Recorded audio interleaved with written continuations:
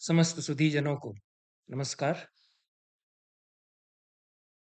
महामहोपाध्याय रामावतार शर्मा के परमार्थ दर्शनम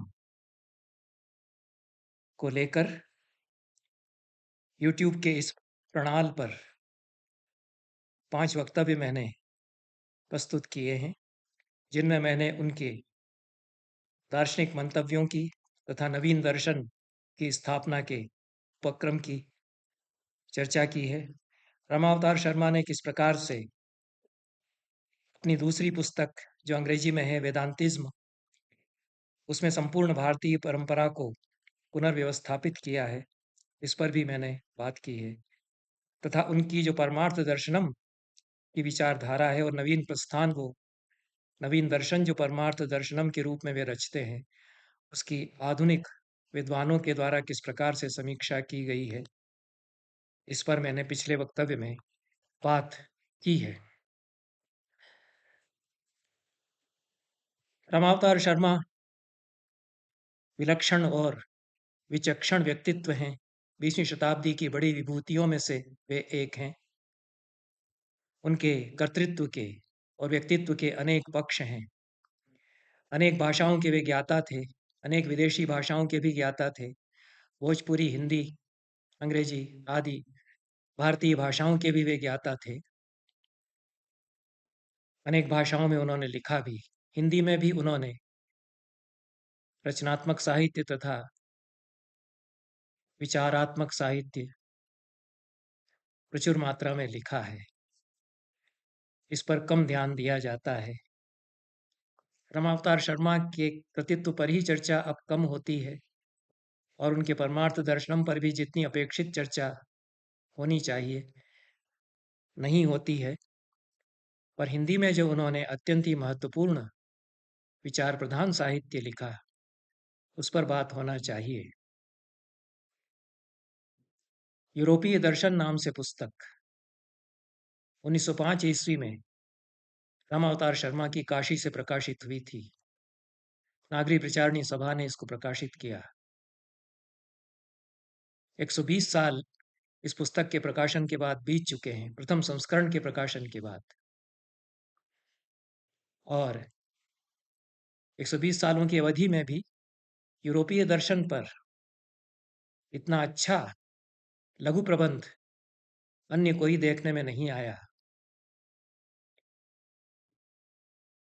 संस्कृत में अवश्य त्र्यंबक भंडारकर ने कारिका शैली में पाश्चात्य दर्शनम नाम से सुंदर पुस्तक लिखी है।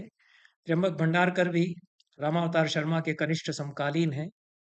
वे भी काशी में रहे और अपने समय से आगे सोचने वाले, देखने वाले वे पंडित हैं। पारंपरिक पंडित वे भी हैं। रामावतार शर्मा और त्र्यंबक भंडारकर दोनों ने ही काशी में रहकर वहाँ के शीर्षस्थ पंडितों से अध्ययन भी किया। पर त्र्यंबक भंडारकर तो और भी खुली सोच वाले हैं और संस्कृत में पाश्चात्य दर्शनम पुस्तक में वे उसी प्रकार से पूरी पाश्चात्य दर्शन की परंपरा को अपने ढंग से प्रस्तुत करते हैं, जिस प्रकार से हिंदी में 1905 ईस्वी में यूरोपीय दर्शन लिख करके रामावतार शर्मा ने प्रकाशित करके रामावतार शर्मा ने संपूर्ण पाश्चात्य दर्शन की परंपरा को सारग्राही रूप में प्रस्तुत कर दिया था। यूरोपीय दर्शन इस पुस्तक का दूसरा संस्करण भी प्रकाशित हुआ बिहार राष्ट्र भाषा परिषद से और यूरोपीय दर्शन की, पाश्चात्य दर्शन की परंपरा को समझने वालों के लिए यह पुस्तक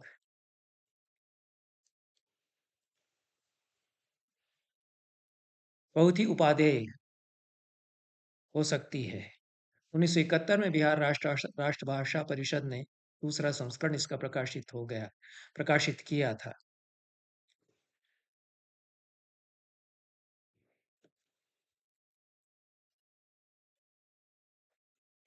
रामावतार शर्मा ने यूरोपीय दर्शन इस पुस्तक में पश्चिम के दार्शनिकों की भारतीय दर्शन के परिप्रेक्ष्य में व्याख्या की।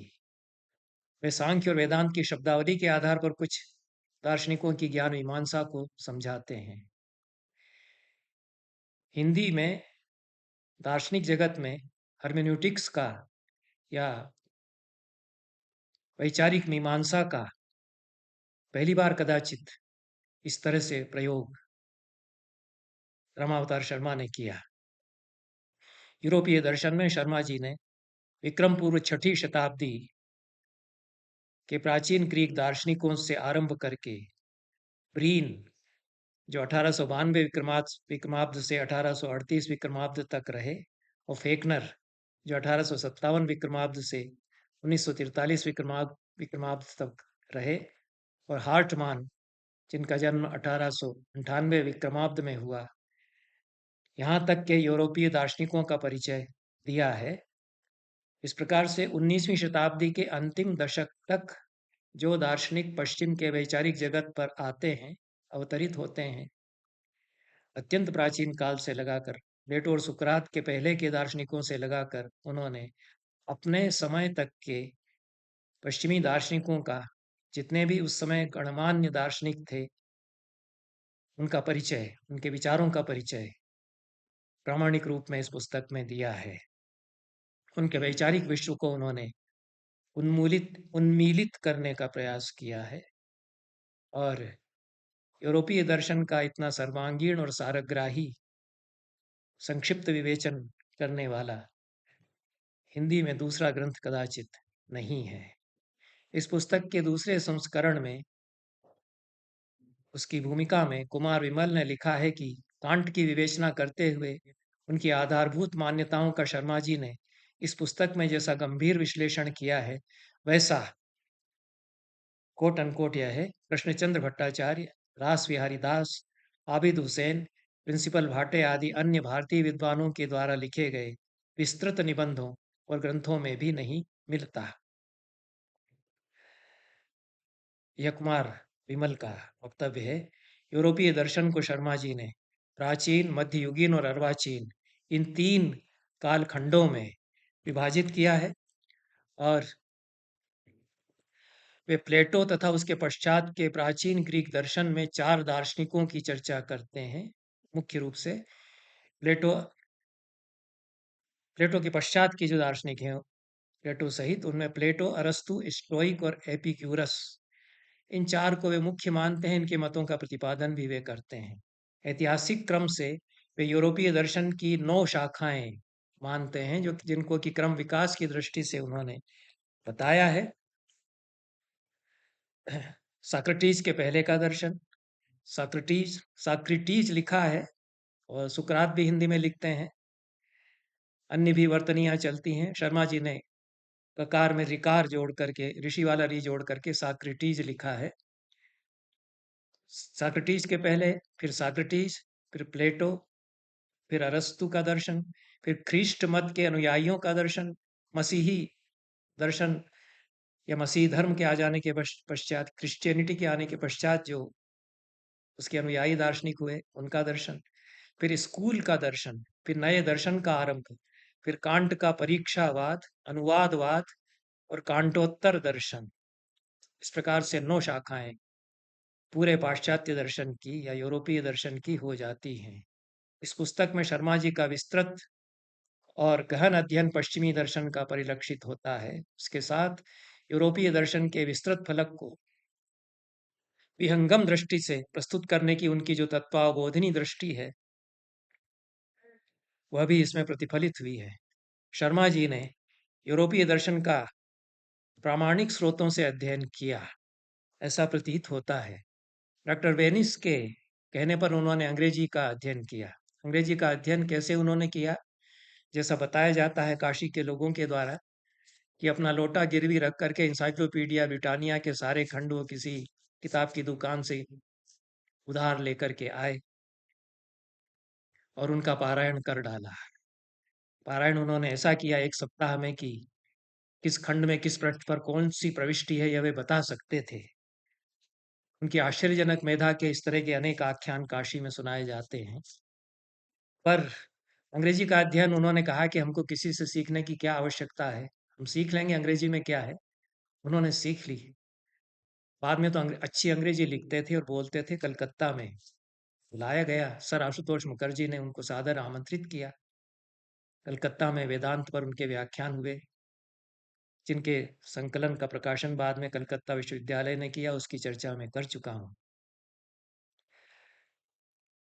पर अंग्रेजी पढ़ने के पश्चात उन्होंने जो प्रामाणिक ग्रंथ हैं पाश्चात्य दर्शन के, उनका अध्ययन किया होगा, और उसके साथ उन्होंने ग्रीक और लैटिन भाषाओं का भी अभ्यास किया है, ऐसा उनकी जीवनियाँ देखते हुए लगता है।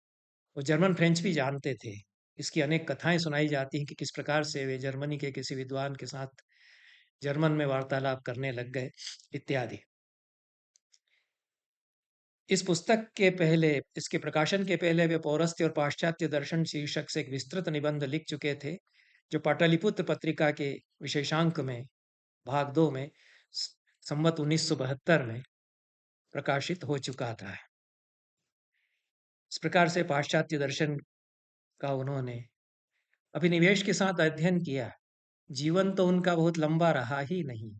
कितने वर्ष उनको कुल मिले, उसी में उन्होंने 2-4 वर्षों में पाश्चात्य दर्शन छान डाला। भारतीय शास्त्र परंपराओं का तो गहरा अध्ययन किया ही।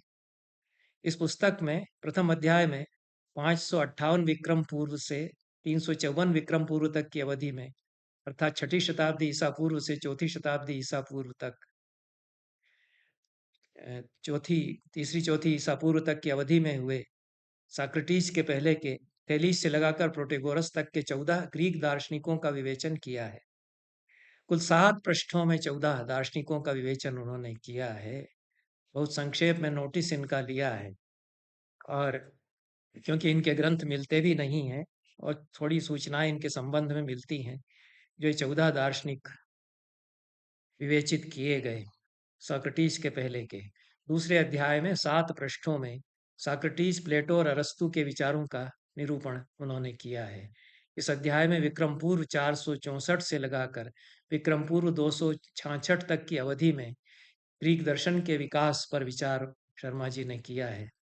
तीसरे अध्याय में विक्रम पूर्व 286 से 549 विक्रमाब्द तक की अवधि में हुए जीनो, एपिक्यूरस, पीरो, सेक्टस, एम्पिरिक्स, एसेनिडिमस, पाइलो, प्लोटोनिस, परफेरी, आर्यम्बिलिक्स, आर्यम्बिलक्स और प्रोक्लस, इतने दार्शनिकों का परिचय उन्होंने दिया है। यह प्रथम भाग में यह प्राचीन परंपरा ग्रीक दर्शन की, पाश्चात्य दर्शन की भी कह ही सकते हैं, उसका विवेचन उन्होंने इस पुस्तक में किया है। पुस्तक का दूसरा खंड या दूसरा भाग मध्ययुग के दार्शनिकों पर केंद्रित है। इसमें 2 अध्याय हैं, जिनमें 5वीं शताब्दी से लगाकर 17वीं शताब्दी तक के यूरोप के दार्शनिक विचारित हैं। पहले अध्याय में आगस्टिन, स्कॉटस, एरिजेना, एंसेल्म, डामस एकिनस, डेसस कोटस और ओकम का परिचय है। दूसरे अध्याय में 4 ही दार्शनिक उन्होंने लिए, ब्रूनो कैम्पेनेला, फ्रांसिस बेकन और हॉब्स। पुस्तक के अंतिम खंड में 10 अध्यायों में, जो कि विस्तृत अध्याय हैं, क्योंकि आधुनिक दार्शनिकों पर आते हैं, उनके स्रोत भी अधिक उपलब्ध हैं, तो उसमें 10 अध्यायों में 17वीं 18वीं विक्रम शताब्दी से लगाकर 19वीं विक्रम शताब्दी तक के 22 दार्शनिकों के चिंतन पर गहरा विमर्श है। इस प्रकार से 19वीं शताब्दी तक वे आते हैं, चाहे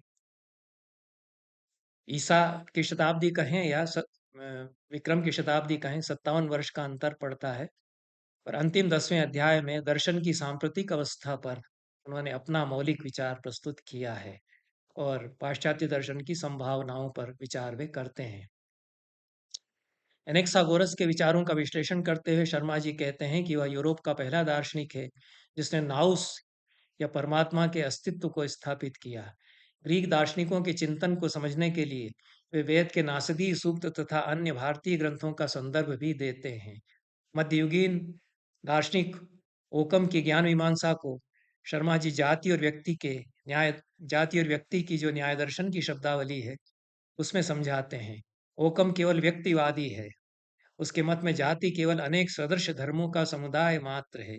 व्यक्तियों से पृथक कोई वस्तु जाति नहीं है, जो न्याय दर्शन में माना गया कि जाति और व्यक्ति ये पदार्थ हैं। ओकम को शर्मा जी ने पक्का नामवादी कहा है, व्यक्तिवादी दर्शन वह बनाता है और जाति को स्वतंत्र पदार्थ वह नहीं मानता। इस दृष्टि से ओकम की पदार्थ मीमांसा का विवेचन शर्मा जी करते हैं। और जैसा मैंने कहा कि पौरस्त्य और पाश्चात्य परंपराओं की तारतमिक और तात्विक मीमांसा वे करते हुए हर्मेन्यूटिक्स या मीमांसा शास्त्र पाश्चात्य और पौरस्त्य दर्शनों का बनाते हैं। प्राचीन ग्रीक दार्शनिकों में एम्पेडोक्लीज, ल्यूकिपस, डिमोक्रिटस तथा एनेक्सोगोरस के मतों को स्पष्ट करते हुए वेदांत के संदर्भ में वे उनकी उपपत्ति पर विचार करते हुए कहते हैं, यह उनके शब्द हैं, एनेक्सागोरस ने एम्पेडोक्लीज और ल्यूकिपस का यह मत स्वीकार किया है कि सार का आरंभ या अंत अचिंतनीय है। सार जिसको एसेंस कहते हैं, पर यद्यपि पदार्थ संसार की उत्पत्ति या उसके अंत के लिए किसी व्यक्ति की अपेक्षा नहीं है, तथापि इस सर्वज्ञ और सर्वशक्तिमती सत वस्तु की अवश्य अपेक्षा है। इस प्रकार जैसे ब्रह्मसूत्रकार ने रचनानुपत्तेश्च नानुमानम इत्यादि सूत्र के द्वारा शास्त्रार्थ करते हुए सांख्य मत का खंडन करके ईश्वर को स्थापित किया, वैसे ही अनेक्सागोरस ने पहले पहल यूरोप में ईश्वर का स्थापन किया। और ब्रह्मसूत्रकार से कुछ पहले आते हैं। इसके आगे शर्मा जी वैशेषिक दर्शन तथा ऋग्वेद के नासदी सूक्त के संदर्भ में इन ग्रीक दार्शनिकों के मतों की परीक्षा करते हुए कहते हैं, एम्पेडोक्लीस का चतुर्भूतवाद, ल्यूपी ल्यूकिपस का परमाणुवाद दोनों ही एनेक्सागोरस के मत से अमान्य हैं। वस्तुतः संसार में अनेक सोना, चांदी, हड्डी, मिट्टी आदि तत्व हैं। इन्हीं के छोटे छोटे पुद्गलों, जिनको स्पेरमेटा कहा वहाँ की भाषा में, उनसे संसार बना है। ये पुद्गल बहुत छोटे हैं, परंतु परमाणुओं के सदृश अविभाज्य नहीं है, और प्रत्येक द्रव्य के पुद्गल अपने ही विशेष गुणों से युक्त हैं। एनेक्सागोरस का सृष्टिक्रम प्रायः ऋग्वेद के नासदी सूक्त में और मनुस्मृति के आरंभ में जो सृष्टिक्रम दिया हुआ है उसके समान ही है। इस मत से सृष्टि के आरंभ में सब वस्तु मिली हुई थी और कोई विशेष विदित नहीं हो सकता था। आत्मशक्ति या नाउस ने किसी के केंद्र में चक्राकार गति उत्पन्न की। उसी चक्राकार गति के आवर्त में सब आसपास के द्रव्य आने लगे और घन द्रव्य नीचे जमने लगे, हल्के द्रव्य ऊपर चले गए। एक सघन था, एक तरल था। जैसा कामायनी में प्रसाद ने सृष्टि प्रक्रिया को बताते हुए कहा है, और ब्राह्मण ग्रंथों का अध्ययन करके उन्होंने कामायनी में कुछ बातें कही हैं। ब्राह्मण ग्रंथों में भी यही बातें बताई गई हैं। स्वयं रामावतार शर्मा ब्रह्मांड विज्ञान और सृष्टि विज्ञान का प्रतिपादन परमार्थ दर्शनम में करते हैं। तभी ब्राह्मण ग्रंथों का आधार लेते हैं और किस प्रकार से जो तरल पदार्थ था, सब कुछ जल था, उस पर धीरे धीरे पपड़ी आती है, जमने लगता है, ऊपर कुछ ठोस सतह बनती है। इस प्रकार से यह तो घन द्रव्य से फिर पृथ्वी बन जाता है और फिर अन्य ग्रह उत्पन्न होने लगते हैं। इस प्रकार से यह सृष्टिक्रम जो बताया है, आत्मशक्ति या नाउस को मानने वाले एनेक्सागोरस ने उसका किंचित तारतमिक विवेचन ब्राह्मणों में जो मनुस्मृति में जो सृष्टिक्रम है उससे समझा जा सकता है। और अरिस्टाटिल के मत को समझाते हुए वे द्रव्य, परिमाण, गुण, संबंध, देश, काल, अवस्थिति, सत्ता, कार्यकारिता और कार्यग्राहिता के संदर्भ में उसकी व्याख्या करते हैं। शर्मा जी के अनुसार ग्रीक दर्शन में एक महत्वपूर्ण पड़ाव फाइलो जैसे दार्शनिकों के साथ आता है, जहां यहूदी धर्म की अवधारणाओं से पूरा दर्शन प्रभावित होने लगता है। फाइलो ग्रीक दर्शन के पूर्ण वेदता होते हुए भी यहूदी धर्म के साहित्य की ओर आकृष्ट हुआ। फाइलो ने यहूदी धर्म के ग्रंथों को ईश्वर के द्वारा प्रकाशित माना। इस प्रकार से वेद को अपौरुषेय माना गया और ईश्वर ने उनको ब्रह्म के द्वारा प्रकाशित किए गए हैं, ऐसा माना। और मीमांसा दर्शन में तो किसी ईश्वर के द्वारा रचित उनको माना ही नहीं गया। फाइलो ईश्वर को अनिर्वचनीय, निर्गुण तथा पूर्ण तत्व मानते हैं। इसीलिए वे यहोवा या सत से कहते हैं। वह सर्वशक्तिमान और सबका आदि कारण है। महत्तत्व जिसे लोगोस कहा गया ग्रीक लैटिन की परंपरा में, उसकी प्रथम सृष्टि है, जो सांख्य दर्शन में भी कहा कि प्रकृतिर महास्ततो अहंकार। तो प्रकृति से महत्तत्व वहां माना जाता है, पर यहाँ अनिर्वचनीय, निर्गुण, पूर्ण तत्व स्वरूप जो यहोवा या सत स्वरूप ईश्वर है, उससे महत्तत्व आता है। इसी महत्तत्व से देव दानव आदि की सृष्टि होती है। फाइलो ईश्वर में श्रद्धा और भक्ति को मुक्ति का उपाय मानते हैं। फाइलो के बाद प्लेटोनस में आकर ग्रीक दर्शन की यहूदी धर्म के संपर्क से होने वाली संक्रांति अपनी एक परिणति पर पहुंचती है। शर्मा जी के अनुसार प्लेटो के दर्शन को प्लाटिनस ने नवीन जीवन दिया। प्लाटिनस में आकर यूरोप का दर्शन और भी ईश्वर केंद्रित हो जाता है। प्लाटिनस कैवल्य मुक्ति या ईश्वर से सायुज्य को जीवन का लक्ष्य मानते हैं। तो यहाँ तक मुक्ति पर विचार गंभीरता पूर्वक ये ग्रीक दार्शनिक कर रहे हैं। और जैसा शर्मा जी बताते हैं कि ग्रीक दर्शन के इस संक्रांति काल में पूर्वी देशों की धर्म संबंधी बातें उसमें संग्रहित होने लगी। यह बहुत ही महत्वपूर्ण है, क्योंकि प्राचीन जो अनेक ग्रीक दार्शनिक हैं, उनका उपनिषद दर्शन से संवाद कहीं न कहीं होता हुआ देखते हैं। तो यह अरस्तु के पहले की परंपरा के भी जो दार्शनिक हैं, उनमें भारतीय तत्व चिंतन कहीं न कहीं से उभरता है। प्लाटिनस के दर्शन में 4 प्रतिपाद्य मुख्य हैं। ईश्वर का स्वरूप, ईश्वर से संसार की उत्पत्ति, ईश्वर में संसार का लय तथा मुक्ति का स्वरूप। ईश्वर अप्रमेय, निराकार और अनिर्वचनीय है। उसका कार्य जगत इससे भिन्न है। उसका कार्य जगत है जो उससे भिन्न है। ईश्वर निराकार है, जगत साकार है। निराकार से साकार की उत्पत्ति प्लाटिनस मानते हैं। कारण से कार्य भिन्न है, यह भी वे मानते हैं। ईश्वर में ज्ञाता और ज्ञेय का अभेद है। संसार में ज्ञाता और ज्ञेय का भेद है। यह दर्शन बनता है।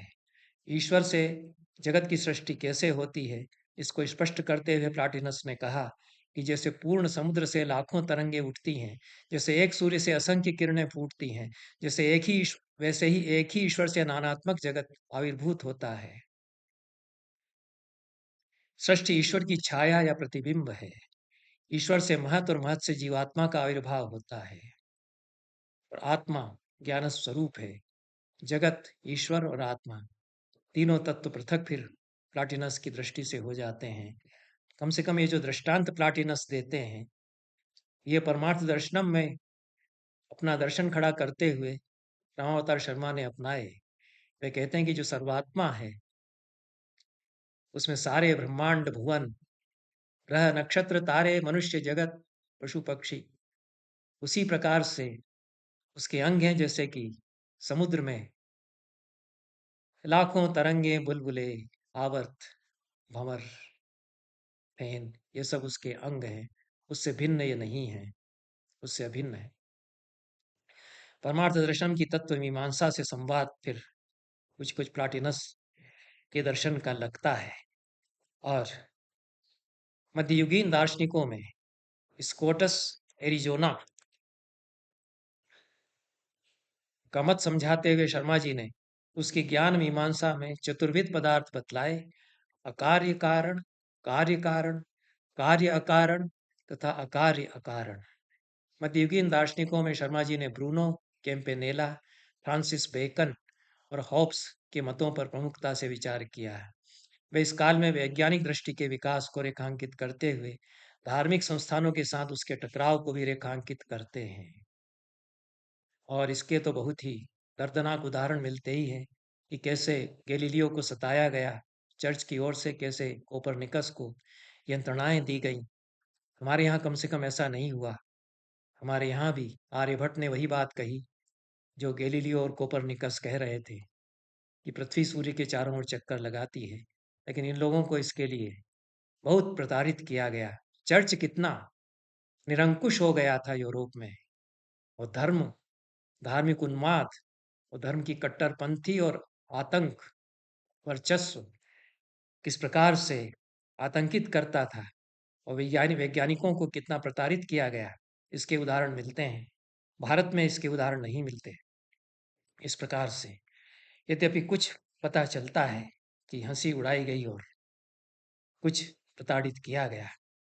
कैम्पेनेला तो 27 वर्ष तक भयानक कैद भोग कर नेपलस में मरा, ऐसा रामावतार शर्मा बताते हैं। ब्रूनो ने ईश्वर को संसार का उपादान कारण तथा ईश्वर से अभिन्न माना, और ईश्वर और संसार दोनों को अनिर्वचनीय माना। शर्मा जी के अनुसार ब्रूनो आदि दार्शनिकों ने इस काल में जिन नए विचारों का आरंभ किया, उन्हीं का पूर्ण विकास डेकार्ट आदि के दर्शन में हो सका। तीसरा भाग जो इस पुस्तक का है, उसमें डेकार्ट के दर्शन से आरंभ करते हैं विवेचन। डेकार्ट और स्पाइनोजा के मतों का उन्होंने विशद रूप से प्रतिपादन किया है, और यहाँ पर मन लगा करके शर्मा जी समझाते हैं और समझबूझ करके मीमांसा करते हैं। स्पाइनोजा पर विस्तार से उन्होंने लिखा है। स्पाइनोजा ईश्वर को अपरिच्छिन्न और स्वतंत्र मानते हैं, और परमार्थ दर्शन में तो कोई इस प्रकार की बात आ ही नहीं सकती है। यहाँ तो सब कुछ एक दूसरे में अभिन्न है। डेकार्ट भी ईश्वर को एक व्यक्ति के रूप में नहीं, एक सर्वगत सामान्य सत्ता के रूप में देखते हैं। उनके अनुसार ईश्वर वह उपादान और वास्तव सत्ता है जो संसार में व्याप्त है। वस्तुतः आधुनिक काल के दार्शनिकों में Descartes, Spinoza, Locke, Hume, Berkeley, Kant और हीगल के मतों का प्रतिपादन रामावतार शर्मा जी ने अभिनिवेश के साथ किया है। लाख द्रव्य को स्वयं प्रतिष्ठित मानते हैं, जाति को अस्वीकार करते हैं। ह्यूम के मत पर विचार करते हुए वे नैयायिकों का कार्यकारण सिद्धांत कार्यकारण सिद्धांत का निराकरण शर्मा जी ह्यूम की दृष्टि से कैसे किया जा सकता है, इसको बताते हैं। उन्होंने स्वयं परमार्थ दर्शनम में नैयायिकों का जो कार्यकारण सिद्धांत है उसको अस्वीकार करते हुए प्रबल प्रतिवाद उसका किया। कार्य कारण भाव संबंध और तत्संबंधी तर्क जो नैयायिकों की ओर से भारत में दिए गए, वे भ्रम मूलक हैं, ऐसा शर्मा जी यहाँ बताते हैं। परमार्थ दर्शनम में तो इसकी विस्तार से मीमांसा वे करते ही हैं। कांट को शर्मा जी आधुनिक समय का सबसे बड़ा दार्शनिक बताते हैं।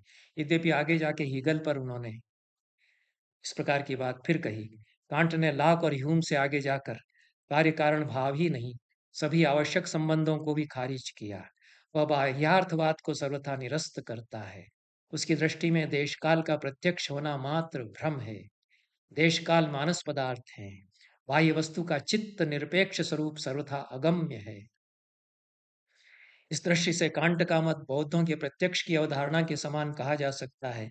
यद्यपि रामावतार शर्मा ने इसकी कोई भी तुलना बौद्ध या वेदांत दर्शनों से यहाँ नहीं की है, और बौद्ध दर्शन की तो उपेक्षा बहुत करते हैं वे, और उपहास की दृष्टि से ही विचार अधिक करते हैं। क्षणभंगवाद आदि का परमार्थ दर्शन में कांट मत से परमाणुवाद तथा सृष्टिवाद दोनों का खंडन वे प्रदर्शित करते हैं, और स्वतंत्र ईश्वर को जगत का कारण मानने पर भी कांट मत से आपत्ति आती है।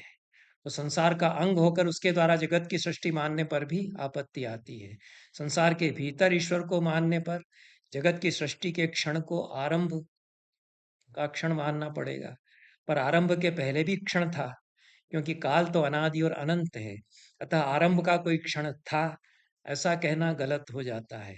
जगत के बाहर सृष्टा मानने पर देश काल भी सृष्टि के अंतर्गत होने से सृष्टा को देश कालातीत मानना पड़ेगा, और देश कालातीत होने पर देश काल से उसका विच्छेद मानना पड़ेगा।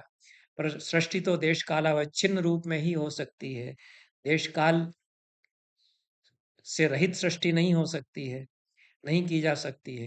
कांट इस प्रकार से वो विखंडन कर देते हैं सृष्टि संबंधी जितनी अवधारणाएं प्रचारित की जाती रही हैं, कि ऐसे भी नहीं माना जा सकता, ऐसे भी नहीं माना जा सकता। कांट इसी प्रकार आत्मवाद और ईश्वरवाद में भी अनुपपत्तियां दिखाते हैं। कांट कुल मिलाकर अनिर्वचनीयता ख्याति ही सर्वत्र मानते हैं, जिसकी परिकल्पना कुछ कुछ शर्मा जी के विश्व वैचित्र्यवाद के सिद्धांत से भी तुलनीय है। यह विश्व ऐसा ही विचित्र रहा है और रहेगा, और असंख्य वैचित्र इसमें उत्पन्न होते रहते हैं। यह आज का जो भौतिकी है, नव्य भौतिकी, उसमें भी इस प्रकार की बात वैज्ञानिक स्वयं कहते हैं। जर्मन दार्शनिक सेलिंग के मत का प्रतिपादन करते हुए शर्मा जी उसे भारतीय दर्शनों की पारिभाषिक शब्दावली के द्वारा प्रस्तुत करते हैं। सेलिंग का मानना है कि मनुष्य ज्ञान के द्वारा सर्व कारण ब्रह्म तक पहुंचना चाहता है, पर ब्रह्म प्राप्ति में ज्ञाता और ज्ञेय तथा अर्ह और अनर्ह का भेद मिटता नहीं है। शिल्प के सौंदर्य में रमने पर अभेद की स्थिति आती है। यह स्थिति आनंदमय कोश में पहुंचने पर आती है। बाद में भक्ति शास्त्र में वर्णित सगुण त्रिमूर्ति ईश्वर को भी सेलिंग मानने लगा, और शर्मा जी के मत से उसका दर्शन केवल धर्मवादियों के उपयोग के योग्य रह गया। हेगल आत्म और अनात्म दोनों की ब्रह्म रूपता मानता है। वह क्रिया, ज्ञान, जीवन आदि के पीछे एक शक्ति है ऐसा मानता है। यह शक्ति ब्रह्म है, ऐसा शर्मा जी शब्द लाते हैं। हेगल के मत को शर्मा जी ने मनस्संवेदनम आप्तव्यम इस सूत्र के द्वारा समझाया है। वो पूरे हेगल के मत को समझाने के लिए यह सूत्र बना देते हैं। परम सत्ता सत्य और असत दोनों या उभयात्मक है। उभयात्मकता शाश्वत विरोध की स्थिति है जो सृष्टि में पिरोई हुई है। इसकी द्वंद्वात्मकता में संसार का विकास होता है। हेगल कांट के इस मत को स्वीकार नहीं करता कि ब्रह्म, सृष्टि आदि मनुष्य की बुद्धि के विषय नहीं हो सकते। उसके अनुसार मनुष्य के चित्त में विवेक के उदय होने का क्रम और सृष्टि के उद्भव का क्रम एक जैसा ही है। हेगल के मत में दृश्य प्रपंच के अतिरिक्त कोई मूल सत्ता नहीं है। संसार से परे कोई ईश्वर नहीं। इस दृष्टि से रामावतार शर्मा का सर्वात्मवाद हेगल के बहुत निकट आ जाता है। हेगल कार्य और कारण में अभेद मानता है। मृत्तिका का कारण घट है या मृत्तिका घट का कारण है, यह नहीं कहा जा सकता है। यह भी रामावतार शर्मा अपने कार्य कारणवाद सिद्धांत में एक सीमा तक स्वीकार करते हैं, और इसको विश्व वैचित्र्यवाद के द्वारा वे समझाते हैं। गुण और गुणी में अभेद है, कार्य कारण में अभेद है। कार्य के होने से ही कारण में कारणता आती है। कार्य न हो तो कारण भी कैसे कारण कारण बन पाएगा। कारण में कारणत्व तो कार्य के होने से ही आता है। कारण से कार्य होता है, यह तो है ही। तो तब वास्तविकता यह मानना पड़ती है कि दोनों परस्पर अभिन्न हैं। कार्य में कारण, कार्य में कार्य, कारण में कार्य, कार्य में कारण। शर्मा जी हीगेल के द्वारा प्रतिपादित सृष्टि प्रक्रिया को आंतर समष्टि और बाह्य समष्टि शक्ति, इन दो रूपों के द्वारा प्रतिपादित करते हैं। आंतर सृष्टि के दो तीन रूप हैं, सामान्य, विशेष और व्यक्ति। इन तीनों का आविर्भाव संयोग, समवाय और जीवन के रूप में होता है। हीगल का दर्शन शर्मा जी ने मनोयोग पूर्वक समझाया है, और प्रशंसक भी कुछ हीगल के हैं। इसीलिए हरिमोहन झा ने लिखा कि परमार्थ दर्शन हीगल के दर्शन से प्रभावित है। पर शर्मा जी तो स्वयं प्रतिवाद करते हैं कि किसी बाहरी दर्शन के आधार पर हमने परमार्थ दर्शन नहीं बनाया है। श्रुति और वेद, श्रुति या वेद और उपनिषद दर्शन के आधार पर यह परमार्थ दर्शन अवस्थित है। वे हीगल के समाज दर्शन और सौंदर्य शास्त्र पर भी विचार करते हैं। हीगल का बड़ा योगदान है, और कला का जो दर्शन हीगल ने बनाया वह सौंदर्य शास्त्र के विकास में उनका योगदान है। मनुष्य आत्माराम होकर परम सुखी और स्वतंत्र हो जाता है। स्वातंत्र की पहली सीढ़ी कला है। इस कला के आनंद में रस उत्पन्न होता है। कला ईश्वर की आनंदमयी छाया का दर्शन कराती है, पर इसके अनुभव में परिच्छिन्न प्रमेय और अपरिच्छिन्न अप्रमेय का भेद बना रहता है। ज्ञान के द्वारा भेद भी निरस्त हो जाता है। जीव देवमय हो जाता है और सबको ज्ञानात्मक रूप में देखता है। हीगल स्वयं बहुत काव्यात्मक हो जाते हैं, और शर्मा जी उनके दर्शन को समझाते हुए काव्यात्मक हो जाते हैं। परमार्थ दर्शन में तो बड़ी साहित्यिक भाषा अनेकत्र आती है, क्योंकि परमार्थ दर्शनम है ही ऐसा दर्शन कि वो सब कुछ अभिन्न मान लेता है, सब कुछ एक में समाया हुआ है। कला भी फिर उसमें, कविता भी उसमें समा जाती है। हीगल कहते हैं कि कविता में चित्त और द्रव्य का द्वंद्वात्मक संबंध बनता है। ये उनके शब्दों का अनुवचन शर्मा जी ने किया है। द्रव्य छटपटाता है, रोकता है, तथापि चित्त अपनी मोहर उस पर दे बैठता है। द्रव्य और चित्त के विरोध के कारण कला के अनेक भेद बनते हैं। हीगल ने कला में स्थूल से सूक्ष्म की यात्रा को वास्तु, मूर्ति, चित्र, संगीत और काव्य के निदर्शन से समझाया है। शब्द जनित कला आध्यात्मिक कला है, जिससे सब अंतर्भावों का प्रकाश हो सकता है। कविता के रस में मूर्त, अमूर्त आदि सभी भेद समाप्त हो जाते हैं, जिससे मूर्त पदार्थ और शब्द ब्रह्म का ऐक्य हो जाता है। यह कविता कलाओं की कला और विद्याओं की विद्या है। हीगल कहते हैं कि कविता वह कला है जो वर्णन कर सकती है, सबकी नई सृष्टि कर सकती है, अर्थात वह विश्वव्यापिनी, विश्वरूपिणी विद्या है। वास्तु विद्या से ताराओं के ऊपर जो शासन करता ईश्वर है, उसका सूचन मात्र होता है। मूर्ति रूप से वही ईश्वर पृथ्वी पर पहुंचाया जाता है। नाद विद्या से ईश्वर भाव में स्थिर होता है साधक या मनुष्य। कविता के द्वारा वही ईश्वर अनंत, अप्रमेय, प्रकृति और इतिहास में निवेशित होता है। ईश्वर के तुल्य कविता सर्वशक्तिमय और शाश्वत है। यह उनके शब्दों का अनुवचन शर्मा जी ने अपने शब्दों में किया है। और यह जो कला, पांचों कलाओं की मीमांसा ईगल ने की है, वास्तु कला, मूर्ति कला, चित्र कला और फिर कविता, नृत्य कला कदाचित छूट जाती है। जयशंकर प्रसाद ने भी इसी प्रकार से कलाओं का विवेचन किया है। हीगल आगे कहते हैं कि वास्तु विद्या और नाद विद्या ईश्वर को संसार के पृथक स्थान में कहीं सूचित करती हैं, इसलिए भक्ति मार्ग की सहचारिणी है। मूर्ति विद्या और कला ये सर्वव्यापी, सर्वस्वरूप ज्ञानमय ईश्वर को बताती हैं और ज्ञान मार्ग की सहचारिणी है।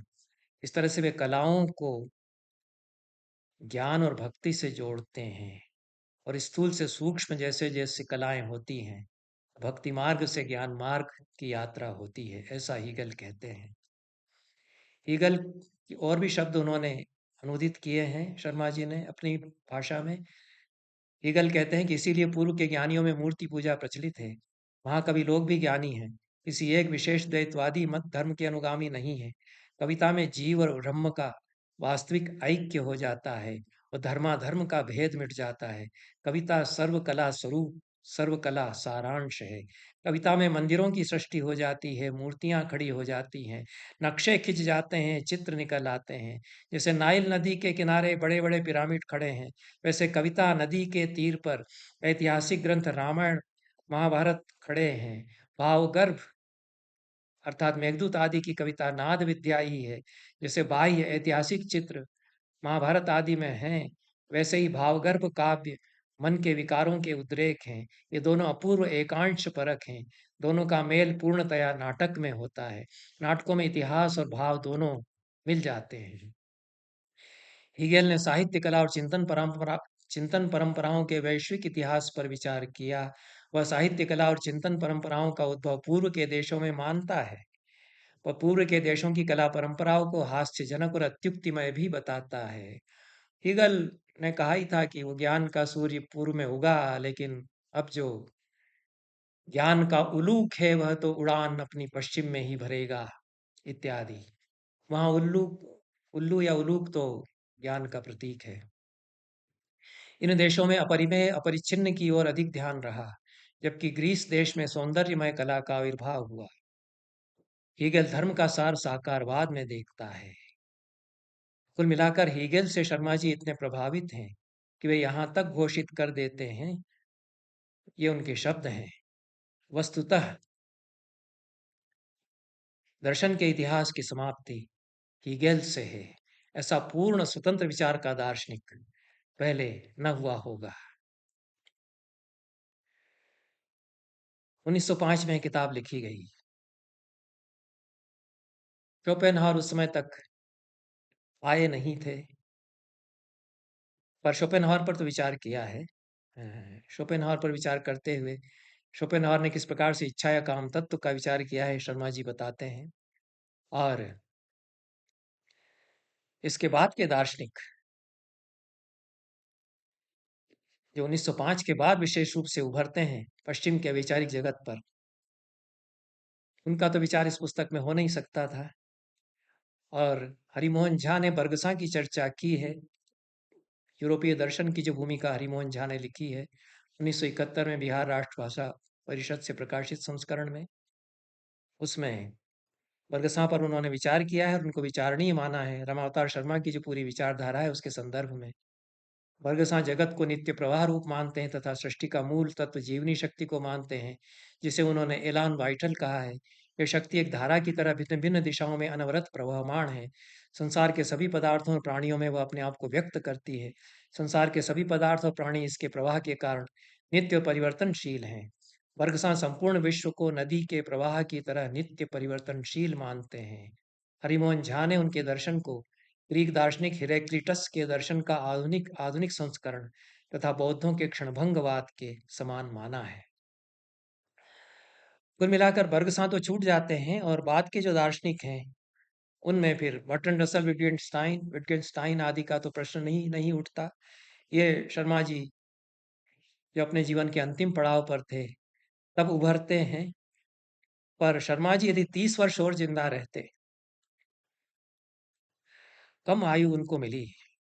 ऐसे महान मेधावी प्रतिभाशाली लोग ज्यादा नहीं जीते, यह सदैव देखा जाता रहा है। ईश्वर उनको जल्दी उठा लेता है। तो वे 20वीं शताब्दी के, यदि वे 30 वर्ष और जीवित रहते तो 20वीं शताब्दी के यूरोपीय दार्शनिकों Bergson, Marx, Bertrand Russell, Sartre, Heidegger, Jaspers Kierkegaard, Whitehead, Wittgenstein आदि पर भी इसी तरह विचारोत्तेजक विवेचन करके जाते हैं। उस स्थिति में यूरोपीय दर्शन हिंदी में एक अद्वितीय ग्रंथ होता, अभी भी अद्वितीय ग्रंथ ही है और इसके जोड़ का ग्रंथ दूसरा नहीं है। पर इसमें विशेषता यह है कि यह प्रकरण ग्रंथ मात्र नहीं है, यह भाष्य भी है। और शर्मा जी भाष्य करते हैं अपनी दृष्टि से पूरे पश्चिमी दर्शन की परंपरा को वे त्रिगुणात्मिका प्रकृति के आधार पर समझाते हुए कहते हैं कि प्राचीन दर्शन सत्व प्रधान है, मध्यकालीन दर्शन तमक प्रधान है और अर्वाचीन दर्शन रजप प्रधान है। अब ये उनका व्याख्यान है।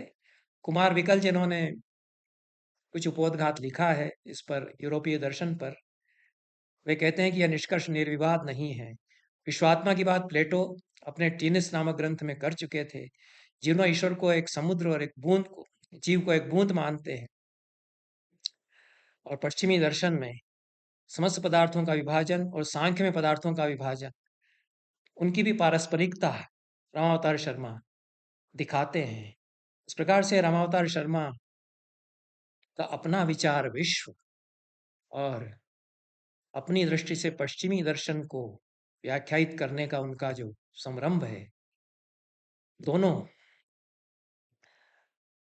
महत्वपूर्ण हैं। और कदाचित पारंपरिक पंडितों में ऐसा उद्भट विद्वान जिसने कि पश्चिमी दर्शन को भी हस्तामलकवत देखने का यत्न किया है, दूसरा मुश्किल से मिलेगा। एक त्र्यंबक भंडारकर का नाम मैंने लिया है, दूसरे गोपाल शास्त्री नेने हैं। उन्होंने भी संस्कृत में पूरे पाश्चात्य दर्शन की व्याख्या प्रस्तुत की। इन शब्दों के साथ आज की चर्चा यहीं समाप्त करता हूँ। सभी को बहुत बहुत धन्यवाद। नमस्कार।